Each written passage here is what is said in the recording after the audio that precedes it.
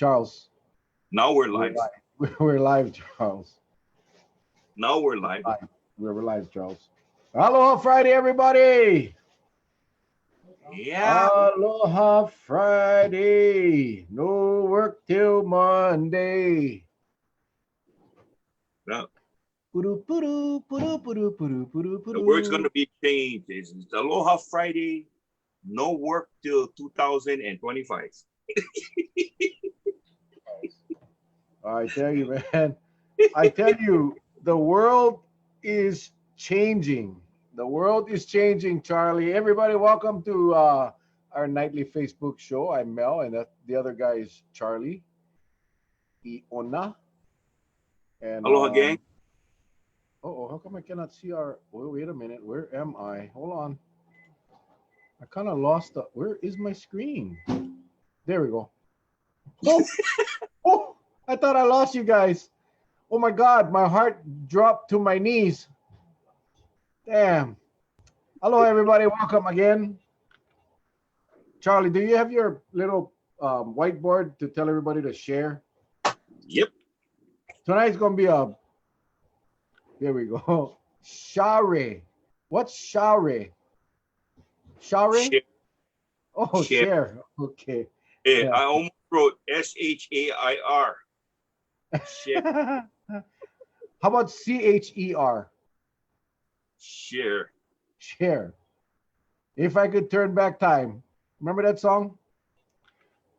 Well, Charles, please unmute your audio. Please share this because we got Dr. Kimball on tonight. Oh yeah, don't forget 808-tees.myshopify.com where we have our line of t-shirts. Please go ahead and check it out. There it is. There's the Kauai Strong. Of course, we get the Doodoo Boy and the Okole Puka. All of that is on that website, 808-tees.myshopify.com. I'll post Here's it up. another address too if you want to. Korea K002 at hawaii.rr.com.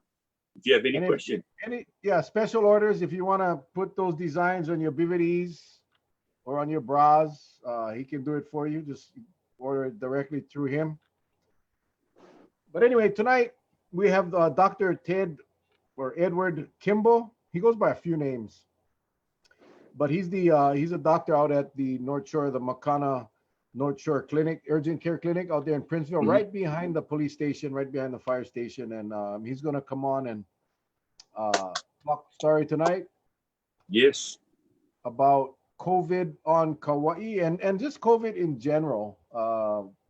And I'm excited to hear what he has to say. You know, what we try to do is get all the different perspectives. Yep. Here we go. Yep. That's a nice shield. Yep. That is a really, really nice. Hang on. Because I don't like take any chances because I heard we get COVID that come through the airways. So we can get COVID that way. So I'm not taking no chance.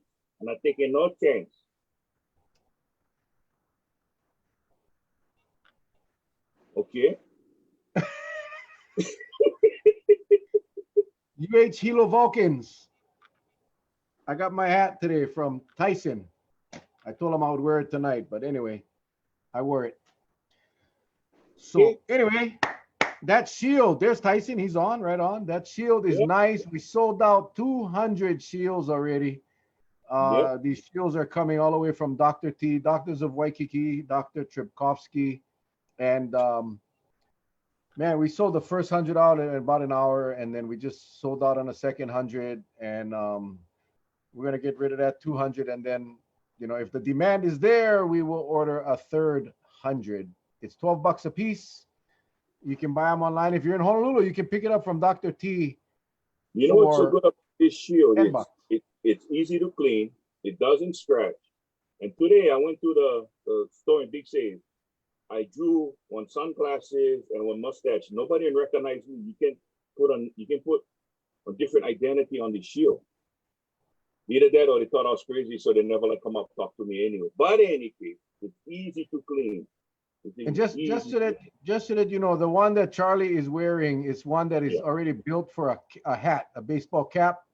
That is the prototype. So that one's not available yet, but according to Dr. T, it's coming, and that too will be the same price. So It has a guys, it has a like a little lip that you clip on. You push your hat in. There you go. And there you go. Right there.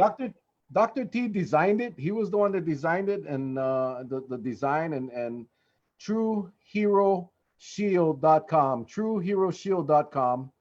That's on the mainland. You can go online and order them. The problem is the shipping. So Dr. T brings them in 1,000 or so at a time, and then he passes on the savings.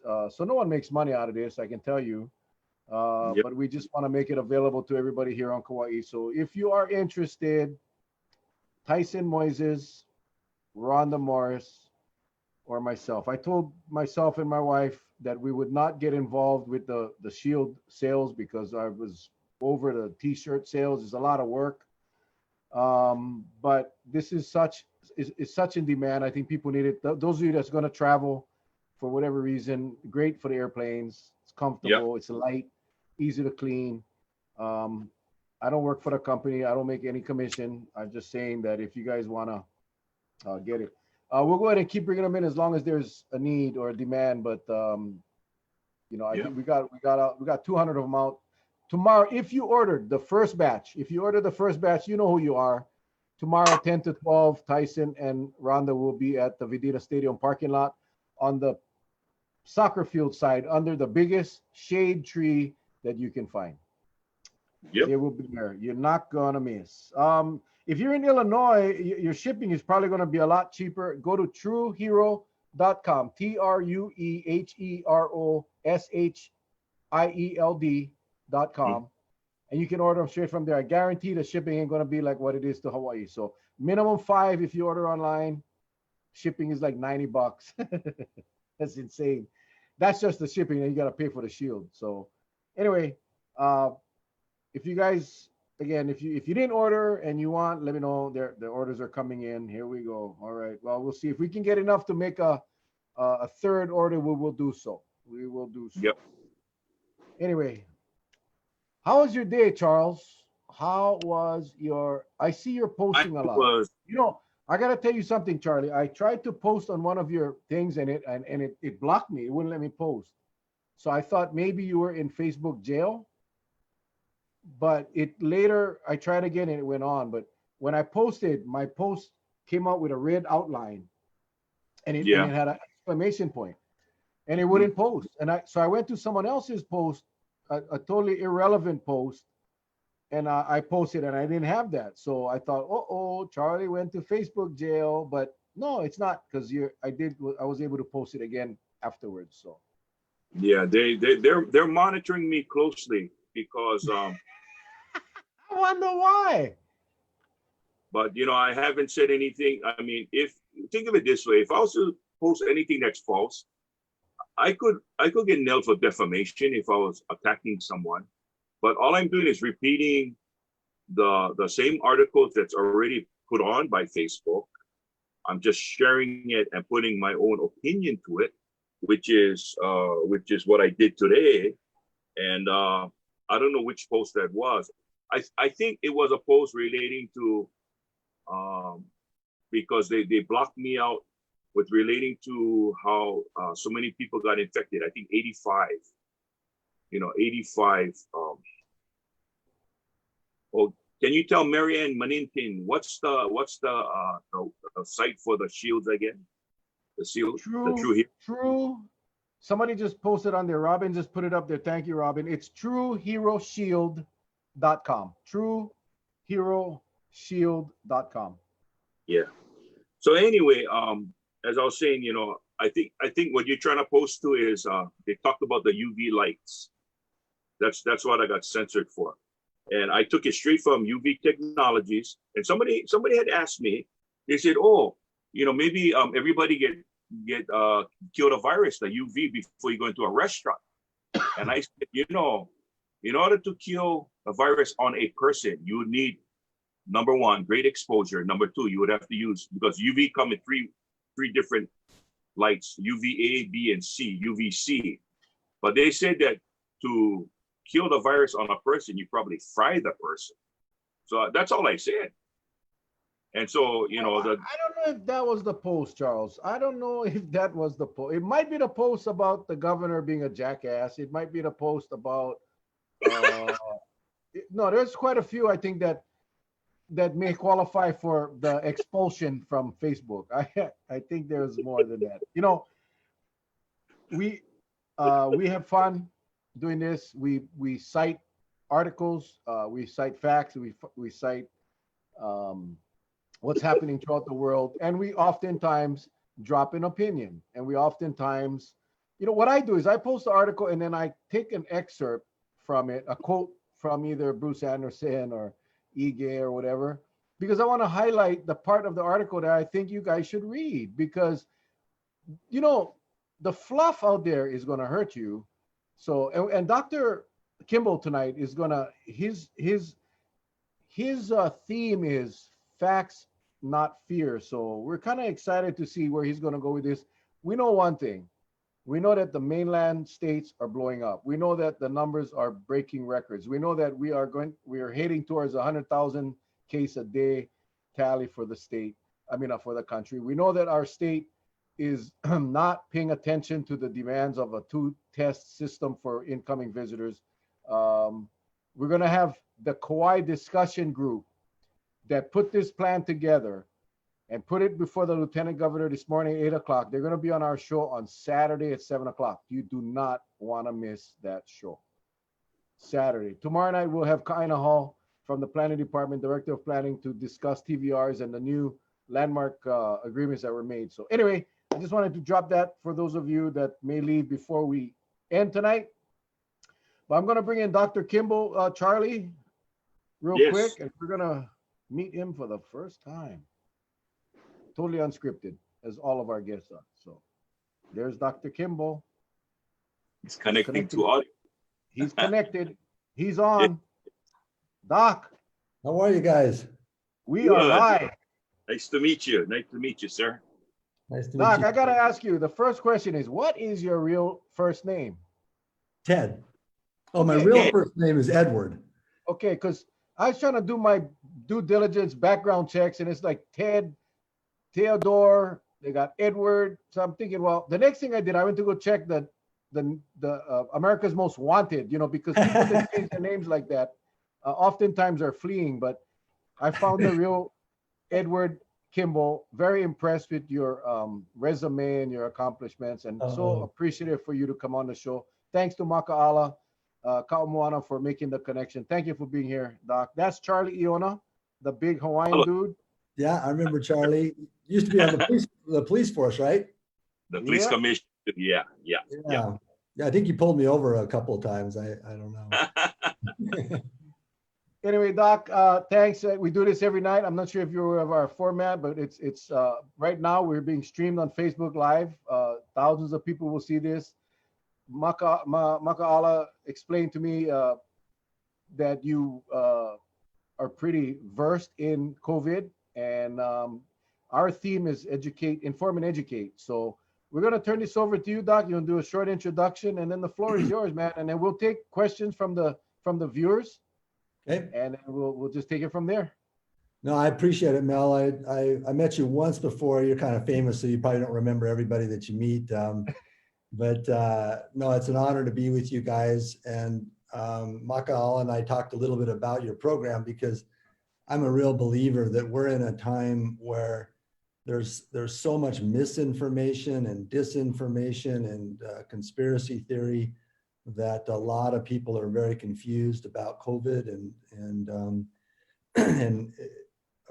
I think what you guys are doing is tremendously beneficial. You guys are really spending time clearing the air, making sure people get the facts, making sure people understand what is dangerous, because there's definitely dangerous components to this, what we can do as individuals. And so I really applaud you guys for taking the time to do this, and really honored to be on. Just a quick introduction. I've spent a lot of time on Kauai. My father worked there when I was a boy. So from when I was about 12 on, we spent time there as a family, and been there just about every year over the past 45 years.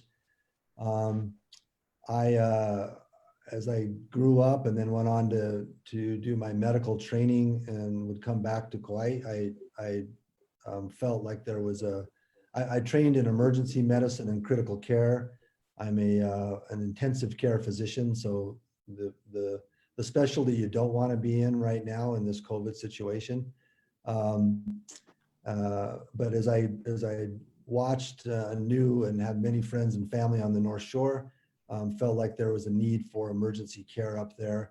And so in 2014, we began talking to the community and put together a nonprofit organization and raised money in the community and received a grant from the USDA, not a grant, but a low interest loan from the USDA to build the Makana North Shore Urgent Care that provides urgent care for folks on the North Shore. And as you can imagine, this COVID situation has impacted us dramatically. We actually diagnosed the first case on the North Shore way back in March of COVID, and then have been open ever since, working with a skeleton crew up there as best we can to keep open and continuing to do testing up there. My other job is back at the University of Utah. That's where I am now, as a trauma and surgical critical care doctor in the ICUs here. So I've had opportunity to see firsthand the spread of COVID starting on the East Coast and on the West Coast, and a lot of the effects of it as it spread across the country. The theories and the understandings of this disease that we knew so little about in the beginning, we're beginning to know more about it now. I do a similar discussion every Wednesday at noon with 23 affiliate hospitals in the Intermountain West. So we talk to a lot of rural hospitals that are trying to address this, and we work together as a team to try to get them good information, a lot like what you guys are doing, try to get the facts out there, try to really encourage individuals and locals in the hospitals to educate their local populations about what they can do. And we've made a lot of headway there. Utah is often named as one of these states that's seeing a fairly significant upswing now in numbers of cases, not quite as bad as Arizona or Florida or Texas, but we're up there. And one of the things that we're not seeing quite as much is hospitalized patients. We're seeing higher numbers, but not as many hospitalized patients. And so, I'm back and forth on Kauai. We've been there 2 or 3 times this year working in the clinic. We love the island. It's our second home. And I have a great deal. I've watched very closely the Kauai situation. And there's a lot of people I would applaud. I would applaud Derek Kuakami, our mayor there. I would applaud the folks on the island who have really stepped up in what they can do. And really it comes down to basically 2 things. You can follow the guidelines of mask wearing, hand washing, and social distancing. And that's the one thing that individuals can do. And then the second thing we can do with this virus is develop a vaccine, and that's coming. And in the interim, what we really need to do is follow those guidelines and do our best to have the local citizens, individuals. This won't be a Governor Ige or a Derek Kuakami problem or a decision that makes all the difference here. It's individuals choosing individually to follow these guidelines that will make the difference in the end. And so I thought maybe I know you guys have had a ton of conversations about this and talked about all the angles. There's some very singularly unique issues with the islands. And we can talk a little bit about that. I can talk a little bit about the science. I do a lot of research, a lot of reading. We're actually working on submitting some research for a possible treatment that I can talk about the various treatments that are out there and how promising or not promising, I guess, would be better that they are. And again, would be glad to answer any questions from a medical standpoint from here on the mainland. And then some of the challenges that really are confronting not only Kauai, but all the islands, given the isolation there and the inability to expand coverage. Some of these rural hospitals that I work with are really trying to ramp up and gear up with the equipment and the ventilators and the things that they have, but they always have that net that's underneath them in the sense of they can put people in a helicopter and fly them to another big tertiary hospital. And you know, the scenarios could be bad. I mean, we here at the University of Utah, we're at about an 85% ICU capacity right now. If we hit 100%, we can't take those transfers, but we have a number of plans to expand out and increase the number of ICU beds. So these rural hospitals still have some backup with, I think, 250, 244 ICU beds on the islands right now is what we're counting. Right. Yep. But it's 50% at capacity right now. Yeah. Yeah. Once you hit that 100%, then you really hit a hard ceiling. There's not a lot to expand to. I know many of the people there, and I know there'll be creativity and innovation and all kinds of things to make things work. There's a lot of camaraderie and creativity, as I say, over there, that I think things will be helpful, but it's a bit of a hard ceiling there. And so there's concerns about how to do this. And on the other side of that coin is an economy, of course, that has a great deal of dependency on tourism.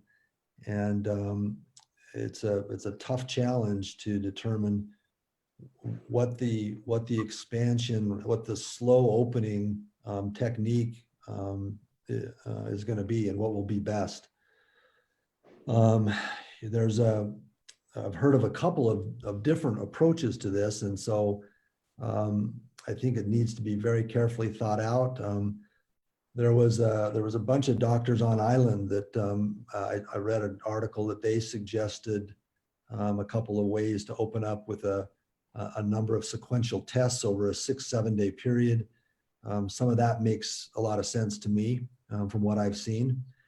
And I can speak very openly about the fact that, we had graphs that basically showed a sudden upswing when the virus started here in the Intermountain West. Intervention from the federal government or from the state and local governments to stay at home, all the social distancing stuff, and we saw it go down, but just like this. And that what I'm emphasizing here is these were individuals making this choice. It went down, and then we started to plateau out, and then right around Memorial Day, as you know, we started feeling the squeeze with the economy, and the local government started to decide to open up. And right when we started opening up, we saw this uptick, and it just went just like this right at Memorial Day. And I turned to my colleagues, I said, Memorial Day is going to be a very important thing to watch. It's either going to be followed by a sudden peak, sudden rise, or it'll be a little blip.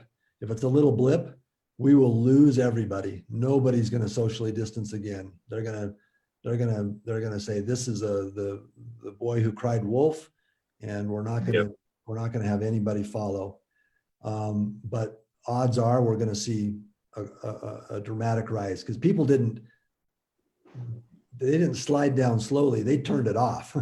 We had people, headed to the beaches, headed to the lakes, headed to the mountains. They just threw off all social distancing. And then of course we had the protests right on top of that. And there's debate as to whether they contributed to this, because there are a lot of people wearing masks, but I think we did see a contribution from the protest. But sure enough, it just went straight up, and we've broken all records in Utah, we've broken all records in Arizona, and this is something that we're now seeing the collateral damage from. And so I think the lesson there is that peak, the interventions that brought it down and taking the interventions away, bringing it back up, is really a testament to all of us that this is something that can be managed, it can be controlled, it can be steered correctly if it's done carefully. And when I see people that are resistant to wearing masks, I wonder what they're thinking. We know we have good scientific evidence. I know there's a lot of people that complained that early on the CDC said masks are probably not that helpful. But as the data really came out to show that, you've probably seen some of those charts that show if somebody infected without a mask, with somebody with a mask, it drops it by 50%. If somebody that's infected with a mask and somebody not infected with a mask together, it drops it by 90+%, 98%. So it really does make a difference. And it's that kind of individual participation that will attenuate this, will control it, and we can steer it. We really can steer it. And that's why I don't mean to overemphasize this. That's why what you guys are doing, dismissing the misinformation and really proselyting to people that we got to pull together, and particularly on the islands, we got to pull together, because there's only one way to steer this until we get a vaccine, and that's with this social distancing. So, sir, let me ask you my question really, really quickly. Yeah. And this goes to what happened today. The 25 news, most of the news agencies reported 40% of the nation has seen a dramatic upswing. I mean, it's really, and it's the lower states, right across from California all the way to Florida. Right. California alone was a 10,000 number increase in one day. Yeah. It almost seems like, and this kind of goes hand in hand with a post that I put up about the rally they had in Tulsa, where 100% of those tested came out positive. That means that everybody that walked into the test site knowingly came out positive. So what that tells me, and correct me if I'm wrong, and that's why I'm kind of directing this to you, sir, is it seems like the virus is so thick now that before we thought you got to get a lot of exposure to catch it, right? But it almost seems like you could just do it on a pass and you'll get it. I mean, am I off? I mean, it's really thick. Yeah. So I think there's some good news and some probably it's not bad news. It's news that we've known. But the good news is there's a couple of studies that have come out that one of them looked at case contacts. So basically what I mean by that is they traced back from a cluster outburst right back to the original person who started spreading it. And that source contact, if they spread it to more than 3 people, a minimum of 3 people or up to 80 people, they considered that a source contact. And they looked at 318 of those source contacts, and only one occurred outside. Only one out of 318. Another study looked at and kind of calculated that out, and they're estimating that it's 19 times harder to transfer that virus outside than it is inside. Right. And so the good news for the islands is that the climate is such that people can be outside. And so to get back to your question, most of these really just blatant, sudden transfers of virus where multiple people, 10, 20, 50, 80, 100, all are occurring in crowded indoor gatherings. That's what we got to avoid. So how does that apply to the airlines that they're thinking about like sardines? So that's the flip side to that question there. Yeah. So it is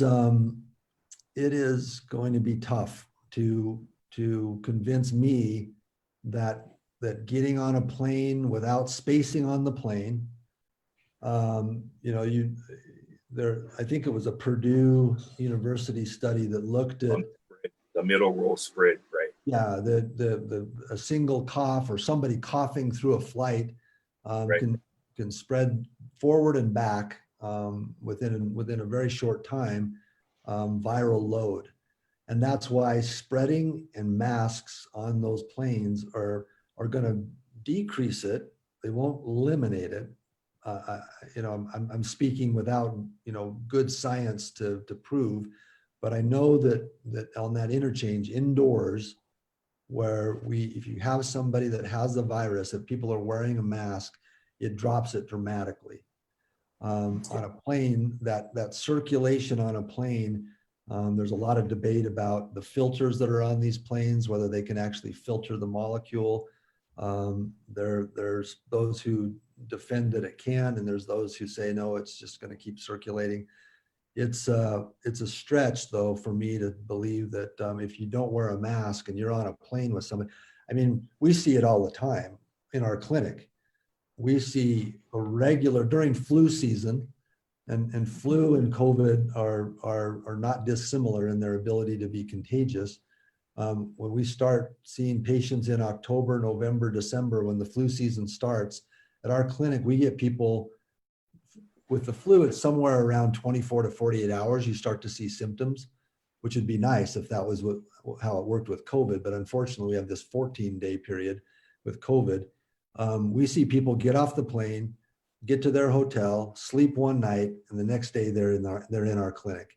And they always tell us, somebody was coughing next to me on the plane. Somebody was on the plane sniveling. I think I got it on the plane. And so we know that happens on the plane. But of course, historically, nobody wore masks on the plane. And so the unknown right now is if we space seating and wear masks, how much can we minimize it? Because as your first question there, Charlie, was, you know, how it seems like it's spreading so easily to some of these places where people. The other interesting thing that's come out in the data is if people are sitting and just quietly sitting there, there's X% of transmission. If people are talking, there's an increase in that transmission. If people are talking loudly or singing, we've seen this with choirs and things like that, the interval increase goes up again of transmission rate. And if people are yelling and shouting, it gets worse. And that's why these meat factories are a problem, because the virus thrives in cold, it survives inside. And in these meat factories, there's a lot of machinery, so everybody's yelling at each other and they're close together. So it's kind of cold, inside, close, and talking loudly. And that's why you see these outbreaks in meat factories that are, you know, 200 and 300 people. So those airplanes are going to be an interesting, and that's why this theory from some of the docs on the island, Dr. Wiener and others, about having people come with a test, whether it's before or after, but close to their flight, and then being tested again 5 or 6 days later. That's where you're going to be able to truly catch all of the cases.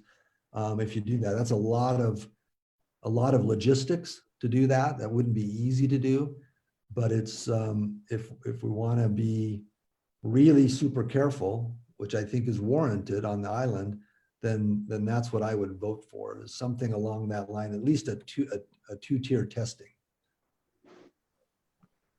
Doc, let me just get a couple of questions out of the way from our viewers. Number one, you talked about earlier, hospitalization seems like it's going down. Any idea of why? It seems like we don't see as many hospitalizations as we did early on. I think there's a, you know, we're not quite as dumb as we might look like we are at times. We're starting to get the idea that the kupuna are the ones who are at risk. The older people with disease processes are the ones that are at risk. and they've been more protected, and younger people are getting this. So we've seen a significant surge in younger people. We're seeing younger people come into the hospital as well, and they tend to do better, but not always. I had a 42-year-old gentleman pass away last week in our hospital, and no comorbidities. So it's no guarantee that just because you're young, you're not going to get sick from this. But that's part of the reason is that they're younger. And that was the other question. Why are kids more resilient? I know we're seeing a lot younger patients, the 20s, 30s, but the little ones, 5, 6, 7, 8. Any reason why they are more resilient to this? And in fact, they can be carrying it without showing any signs of or any symptoms. Yeah, there's a lot of debate about what that is, why they're protective. It's a very unique finding. I mean, the flu doesn't work that way. Other viruses don't work that way. Younger kids tend to be more easily infected because their immune systems are immature. But for some reason, this is partly, I think it may be related to just what I said about an immune system that's more developed. COVID is a very inflammatory disease. So when people get this, they have a tremendous inflammatory reaction, particularly in the lungs. And adults tend to have a more developed immune system with a more aggressive antibody response. And so there's some thought that might be part of the reason why older people have a higher mortality and a more inflammatory response. Okay, and I'm glad you brought up the study from the Kauai doctors. We have Dr. Evans, Dr. Wiener, Dr. Izaki. We had the doctor, and I was trying to find an email that I can't find it right now, but the author of the paper or the report was done by a doctor at University of Washington. Mm-hmm. But anyway, they are going to be on our show on Saturday night. They met with the lieutenant governor this morning, and it didn't go the way they wanted to. And I guess there's a lot more involved, and that's all I'm going to say. Yeah. But the plan is to have a 2-test process, right? 1 test when they arrive, and then a second test on day 6. They get a negative. The quarantine is lifted on day 7. Mm-hmm. Versus the 1 test 72 hours prior to departure, and yet allowing people that don't take a test to get on that plane. I mean, I could test negative. You could not have a test. I could be sitting next to you on the plane, and I just sneeze or cough or whatever. Mm-hmm. So now you're no longer, that negative test that you took prior to getting on that plane is for nothing, right? Yeah. You come here, you get to go free because you took your test, although you got infected by me. I go on my quarantine. Hopefully I stay indoors for 14 days. I doubt that'll happen. That's what we're looking at. That's kind of the direction the state is going to go. But yet there's this two test system. So same scenario. You and I get off the plane. You and I are taking a test. Yeah. And you and I are going to take another test in 6 days. Yeah. Quarantine in between. And quarantine between. Yeah. It's been a long journey just addressing quarantine. And, Mel and I have been very frustrated over the fact that, when you quarantine someone, you better know your business on what quarantine means. And quarantine is not going through the honor system and thinking that they're going to stay hunkered down and not go gallivanting, especially when you spend the kind of money that you do to come to Hawaii. Yeah. And that's been our problem all this time. And I don't, for the life of us, we can't see why the state doesn't see that. It's almost like a cat and mouse game using the National Guard and the local law enforcement. Yeah. And we're talking about, reducing the taxing our law enforcement, but it seems like it's increasing because they got to go and play babysitter to a lot of these non-compliant individuals. Yeah. Yeah, I think, I think it in large measure served a purpose of deterring people from coming. I mean, the numbers just plummeted. I mean, we're talking, it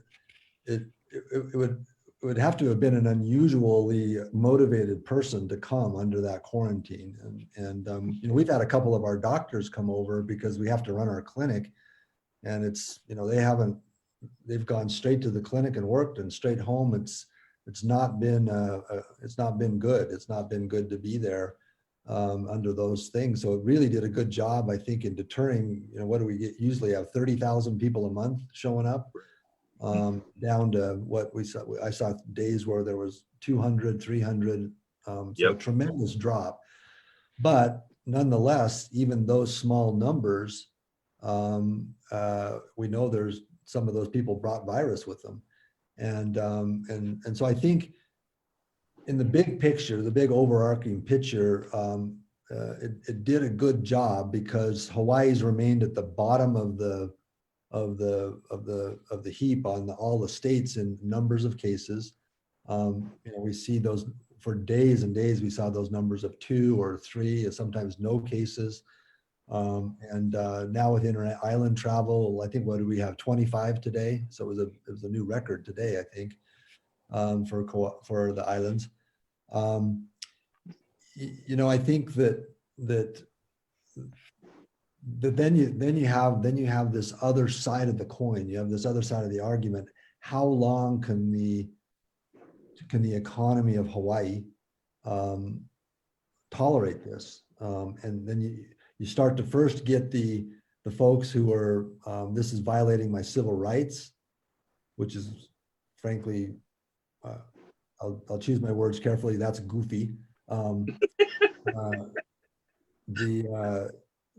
you start getting people who really can't afford it anymore. They can't put food on the table. They can't pay their rent. They can't pay their mortgages. And we have people that work at our clinic that are struggling. We're hoping to not lay anybody off, but our clinic visits dropped by 70%, and it's tough. And so leadership is really in a tough place. But my mantra, and I think you guys are doing a good job from what I've heard, proselyting the same thing. We can do both. We can open up the economy very slowly, very carefully, with people coming, with good practices put in place. Like I think a 2-test. I don't know that everything is perfect with the proposal that's come from the docs on Kauai, but it sounds better than having a 1 test and then still keeping that 14-day quarantine group. That group's got to go away. That's a group that is like you said, that's a burden on the society to try to chase these people down. When you start having multiple plane loads coming with those people on there, who's going to chase those people down? You're going to increase that number by multiple fold. That's going to be tough on the infrastructure. Keep them all in a 2-test approach and open up slowly. And I think we can do this. We can help the economy come back, but we can also protect the islands. We will not be able to handle effectively monitoring a 14-day quarantine once we hit the 1,000, 2,000, 4,000, 6,000 passengers a day, which is going to happen very soon. Yeah. And that's just the way it's going to be. We're seeing the climb. I think it's up to 1,700 or 1,800 now a day of visitors. But one of the questions was, and again, going back to this 2-test system, one of the questions from the viewers were, can this virus manifest itself? Again, same scenario, you and I on a plane, I infect you. Will you get the test, or will you be positive by the time we land? Yeah. Well, we know that it takes days before this thing can be found or shows up, but that's the beauty of the 6-day second test. Yeah. You catch most of these positives on the second test if we didn't catch them on the first test. Yeah. Yeah, it's not a perfect system either, but it would, in my estimation, it would drop the numbers, and it's really a numbers game here. When as Charlie was saying, if you start to get community spread in some of these places, and it's like a rolling tsunami. I mean, it just goes across whole cities. But if you can keep those numbers down, you have the infrastructure to contact trace, and and then quarantine those people where those outbreaks occur. I think we have what, 3 of them on the island right now, and they've been 18 cases, and they've been, we don't know what the origins of those were, and that's probably good private information, but we're on top of those. We know those, we can keep them quarantined. But if you have numbers like you're talking about, all of a sudden, it's going to be tough to not only stay on top of the quarantine implementation, but then on top of the spread as it starts to go. And as you are, I think, insinuating, Mel, there's a subgroup of people that literally get this disease and don't have any symptoms, literally no symptoms, somewhere around 20%. Then you've got another group that we call posse-symptomatic that have very mild symptoms. They have maybe just a little bit of a cough, maybe a little bit of a sore throat, maybe a headache and some body aches, but it lasts for a day or two. And that pushes that up into the 40% range. Then we have that next 40% that gets pretty sick. And I've talked to people who stayed home, they didn't end up in the hospital, but they said it was the worst flu they've ever had. Body aches, they were sicker than they've ever been. And then we have that 15% that end up in the hospital, and then 5% in the ICU, and depending on the location, somewhere between 3 and 5% that are dying. And so people are saying, well, you got 85% that get through this okay. But remember that the difference between this virus is we've got the highest viral shed is 3 days, the 3 days before the first symptoms. And that makes sense. If you think about it, your body picks up this virus like you've described on an airplane. It picks up the virus starts replicating inside the body. And then the body's immune system starts to recognize it and then kicks in. And that's when the symptoms start, is when your immune system starts fighting it. But 3 days before that, that virus is going like this, and you're shedding it at the highest levels right then. And that's why it's really tricky, as opposed to the flu, where if you're sitting next to somebody that got the flu, 24 hours later, you've got symptoms and you know where you got it. Well, Charlie, I don't know if you noticed, but Charlie lost his brother to COVID in New York very early on. So he, and obviously Charlie and I talk a lot. So, Charlie was on that roller coaster of the symptoms, and then getting a little better, and then obviously lost his battle not long after he started the battle. This stuff is real, and this stuff is an ugly disease. And there's a lot of people that, a lot of people are bragging about the recovery rate. Mm-hmm. The recovery rate is so high, but the recovery rate basically says they went home. Yeah. The damage that these people, and you know this, Doc, because you treat these guys, the damage, the post really sick portion of this leaves some lasting medical effects on the patients, as far as I can tell by what I'm reading. Lung damage, kidney damage, all kinds of post medical effects of this virus. And that's what I think. Just because you're in the release from isolation category doesn't mean your life is how it was before COVID. Yeah, no, there's a lot of people. It's a very, I just have to say, I've never seen anything like this. We have taught in the ICU. I've taken care of many viral syndromes, flu, influenza, MERS, SARS, all of these different viruses. This virus, in certain people, and we're starting to see that males over 60 with blood type A are the ones that are starting to show up as the ones that are at highest risk, which just happens to be me. I'm not quite 60, but I do have blood type A, and I am a male. Those are, for some reason, those are panning out as a genome that causes more symptoms. But to your point, Mel, I've seen people that have kidney failure. I've seen people that have hyper clotting effects, or they get strokes. We've had people that have pulmonary embolisms. We have people that have liver failure. We've had people that have not only had strokes, but encephalopathy in their brain. So they have significant brain swelling. And the lungs are where, as you alluded to, are where they're really being ravaged. And there are people that are on oxygen still. We've got a couple patients that I'm aware of that are 3 and 4 months out still on oxygen, even though they're home. Oh boy.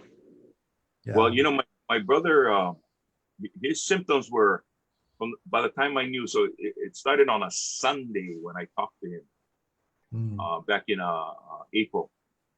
Mm-hmm. And well, just the beginning part of April. And prior to that, he had gotten a high fever about 101 or maybe 3 days prior to. And then his test came back, he was tested positive. He and I talked on a Sunday. We promised we would keep in contact. I called him on a Monday, the very next day, no answer. And the girlfriend of 30 plus years said that on Tuesday, that Monday, late Monday night, Tuesday morning, he got taken into a New York hospital. Yeah. He was still talking then. But then his symptoms started to rise where they contacted us and said, we're going to have to dialyze him. They dialyzed him, but the difficulty was that he already started to develop that the coagulation was getting so thick, it wouldn't pass.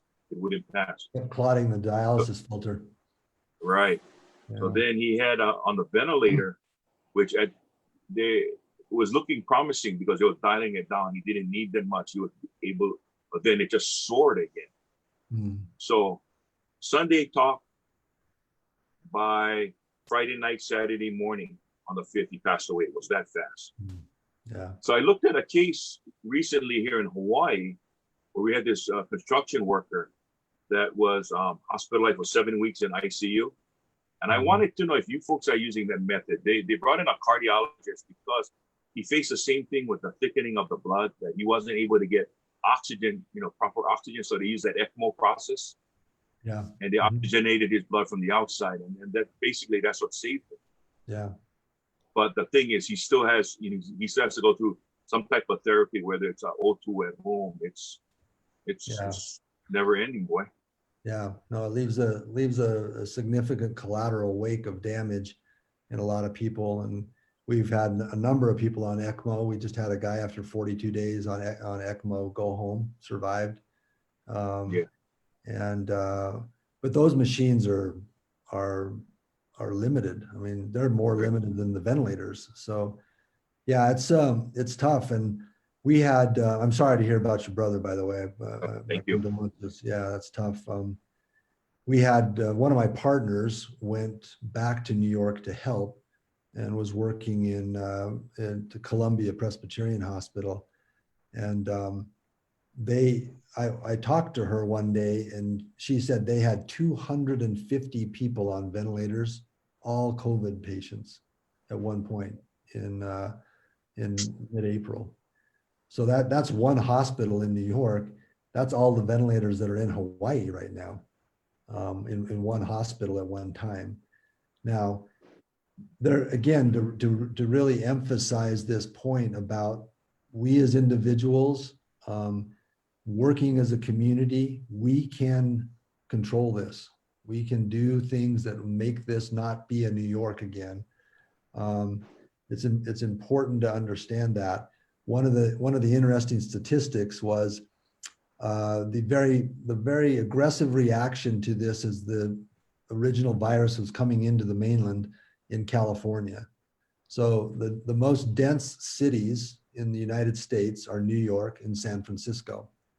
And as the virus started to show up, there was, not to criticize leaders, this has been a very tough thing for political leaders to make decisions about this. But in San Francisco, they jumped on things, closed things down, put stay-at-home orders about 10 to 12 days before New York did. And as of May 15th, the number of deaths in New York and New York City proper was just north of 20,000. And on that same day, May 15th in San Francisco, the number of deaths, 35 deaths, just because of a institution of those orders and an adoption by the community in an aggressive manner. We've also seen, though, that as if we lift those things too quickly, it's waiting to come back. It's waiting to come back. And so we have to be very nimble about assessing what the response is, allowing some level of it to occur. And we can get to the herd immunity theory in just a minute. But because of the economy, we've got to figure out that very delicate path back, but being very careful and not making mistakes that many of the states did, and we're now paying for it. The Texas, Arizona's, California's, and even Utah now is paying for a little bit too quick, a little bit too cavalier of an approach. And Hawaii has the opportunity to have watched this on the stage and learn some lessons. And I think that's a two-edged sword, because people are saying, oh my gosh, look at how few cases are in Hawaii. Let's go. Let's go there. And that's not a good thing either. So we don't want to over encourage. You're talking to somebody that owns a business there that we've taken a hit. It's hard on us. We're trying, Kauai Electric isn't giving us a discount. We're still paying our utility bills. We're still trying to keep our people going. But it's a question of doing this and doing it right, where both can succeed. This herd immunity thing that we talk about, that's one of the things I was worried about with not letting any cases in. But the reality is that reaching herd immunity is not likely going to happen without a vaccine. So the theory that, let these people in, 85% of them are going to do just fine. Once we get enough people that have it, then the virus will go away. The problem with that is that you have to have about 70% of people, somewhere between 65 and 70% of people have to have the virus before that starts to happen. If you had 60 to 75% of the people in Hawaii who have the virus, think how many kapuna are going to be in hospitals. We wipe out the ventilator numbers the first 2 days of that. Can't do it. You can't take that approach. So again, it comes back to really this community level grassroots effort of having people really take this seriously with social distancing, masks, hand washing. You know what's been happening, just to let you know, and Mel and I, we've talked about this several times. The approach that our administration, the governor has taken, it seems the messaging, we all agree that the messaging was kind of wrong. So everybody starts to speculate. But with the opening that's about to happen and, looking at a two-test process and all that, and not even considering something like that, what makes it hard is the local people have done everything possible to keep the curve down, to keep it flat. But now to allow the visitor in, I just don't want anyone to get hard feelings towards the visitor. And that's the emotions we can see just on a lot of our posts in social media. We see that already starting to bubble. And so if there was a way to tell our visitors, we've done a good job at keeping it down. If you want to come and visit us, please conform to what we've done, so then we can all benefit, right? We get the tourist dollars, but then we can also let you stay here and have fun, and we don't have to worry about the spread occurring. But as we can see, even like now with the 1,500 or 1,000 that we receive a day, they go around no masking. And that's why people get upset, because like even in a Costco, they'll walk up and they'll invade the space to the point that frustrations build, because we're trying to practice social distancing, and they're coming in that, they're coming in that range. And I think the state needs to do more in telling these people, hey, we're going to invite them in, but you got to really emphasize on them that, if we're gonna make a proclamation that you gotta wear masks, if not, you get cited. I mean, if that's what it's gonna take, then you gotta do it. You Yeah. gotta do it. Yeah. So- No, it's a good point. It's a good point, Charlie. I think aloha can only go so far when it Yeah. comes to protecting your family. And I really hope that we can have that message in the airports. You know, even have the airlines make an overhead announcement. The people of Hawaii have done a good job. They're the best ranking, one of the best ranking states in the country right now as far as the spread. Please help us keep it that way. Please respect the people here by wearing a mask. Anytime you're inside, when you're outside within 6 feet of anybody, have a mask, have it be with you. And you may even, I mean, it may even be something you could start a grassroots movement where, even though the state's not requiring it, say voluntarily go get tested 6 days in. Voluntarily come by the clinics. We'll test you, and know that you're still clean, because you were vulnerable on that flight coming over, as Right. Mel said. In fact, you're so vulnerable. This is a good point to make. If you get on an airplane, if you're in a hospital employee in my hospital, and you get on an airplane and go somewhere and come back, you are automatically quarantined just by getting on the airplane, because the airplane is such a high risk place. We consider it an exposure. And so that to think that people can get a test 72 hours before arrival, and that test still is meaningful. It's not meaningful, but it's not as meaningful as we would hope it would be after being on an airplane, is folly. That's a mistake to think that. And so I would, continue to encourage. I don't know how many would do it. It's not a comfortable test. There are better tests coming that are just a swab inside the nares of the nose, not all the way back. Those rapid tests are coming. They're not as accurate as we'd like them to be yet. But if we had those and people could just, share the aloha, come get tested 5 days in, some type of a grassroots encouragement, you might be surprised. We might get 10, 15, 20, 30% of people doing that. And that's better than none. Even though The problem over here, though, Doc, the problem over here, especially on Kauai, is the testing. You got to pretty much have the stinking virus before you get a test. The doctors don't write the scripts. I mean, it's very, very frustrating for many people here.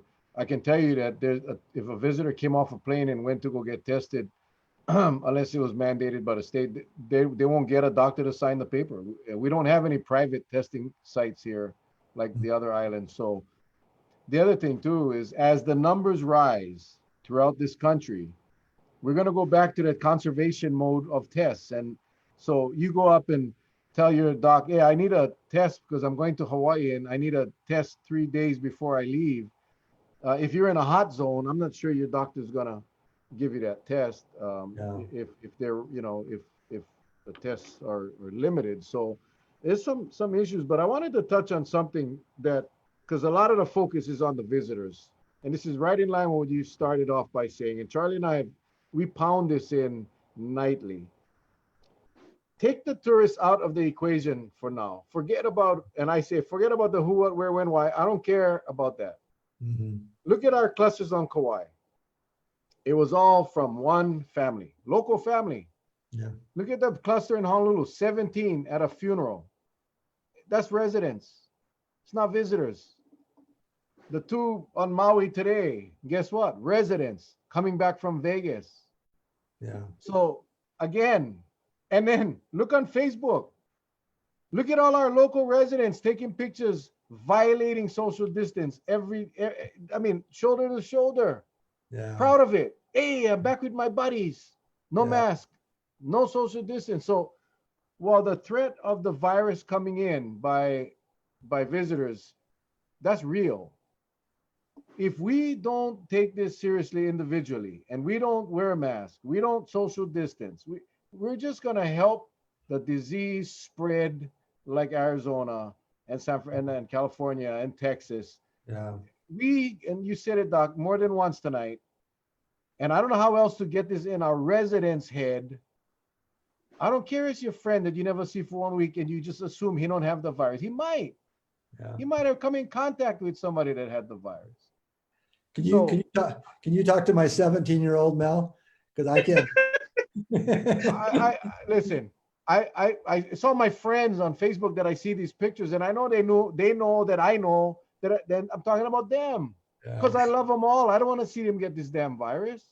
Yeah. And we got people that are criticizing the tourists, the visitors, blah blah blah blah. But Yeah. these guys are not doing things safely. Not walking the So walk either. if we individually wear a mask, stay 6 feet away from everybody, don't touch your face and wash your hands, Doc, we'd be relatively safe, right? Yeah, no, it's again, it comes back to those individual choices. You guys are living in our world.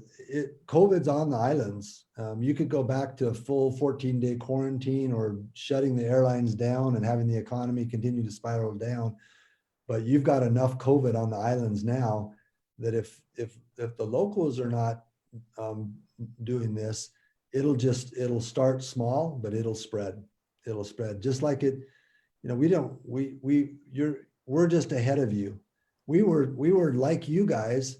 We had 160 cases. We had like 9 deaths 2.5 months ago, and we were watching New York and like, we don't want to be like them. And well, that's just because they got 25 million people on a 7-mile island, and they didn't do what they were supposed to early. And then here we are 2 months later, right following behind them.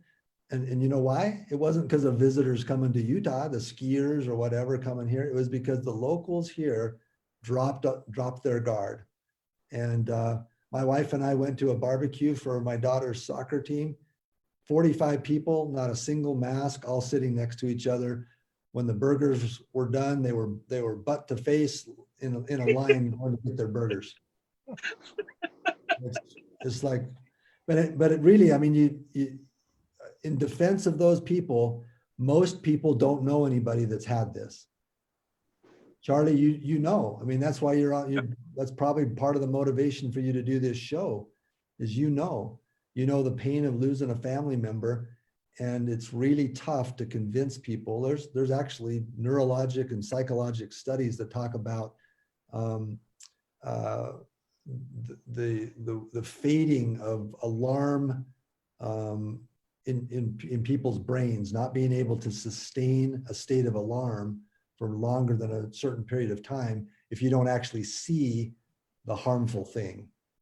Well, so, a lot of the people that I've talked to, you get this fight or flight syndrome when it first started, right? Yeah. Everybody is charged.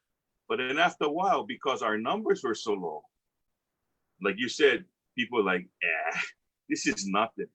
But, because we should be fortunate we never saw that wave.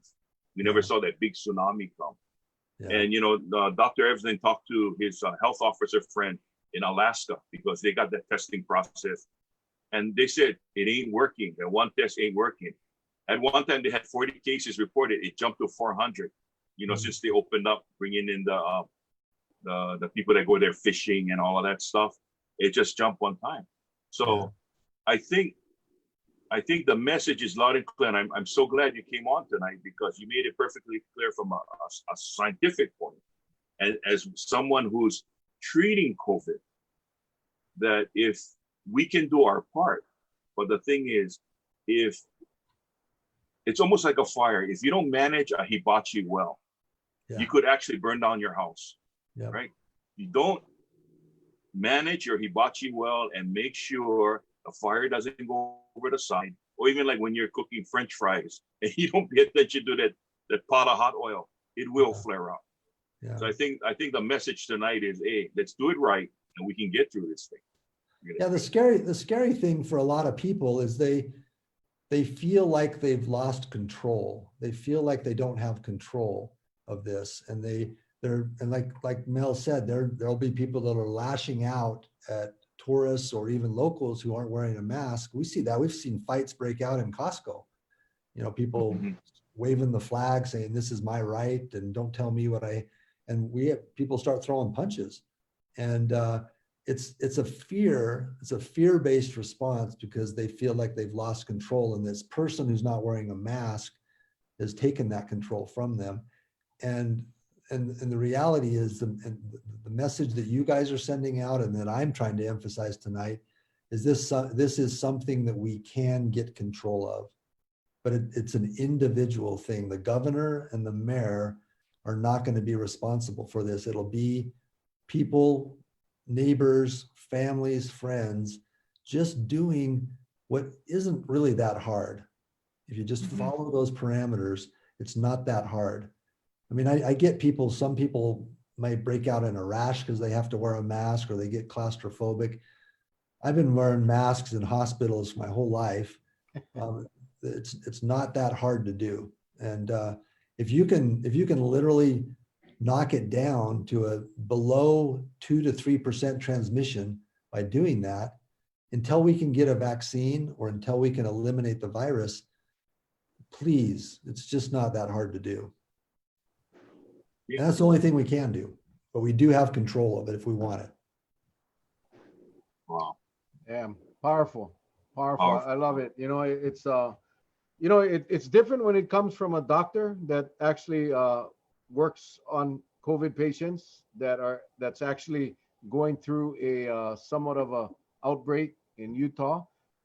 It sounds much more important coming from you than from Charlie and I. Nobody listens to Charlie and I, but I hope they listen to you and we didn't know what the heck. Charlie and I was like, man, what do you think this guy gonna say? I said, I have no clue.